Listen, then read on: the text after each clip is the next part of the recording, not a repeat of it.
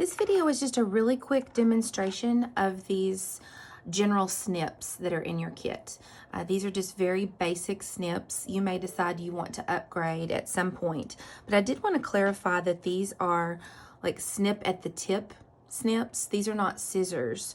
So with your thread that you have here, with using them, you're actually just going to kind of pull your thread kind of tight and do a quick snip. So the blade is sharp up here at the top, not down here at the bottom. So when you pull your thread from your bobbin out like this, again, you're just gonna pull your thread out and do a quick snip like that with the scissors. You'll notice these are not meant to cut down here at the bottom. I mean, they can cut, but they really don't cut well. They're not made to like go slowly and cut, you see, like this. They're not sharp down there. They're actually sharp at the top, and it's just a quick snip like that. So these are quick snip at the tip snips, and that would be how you cut your thread with them.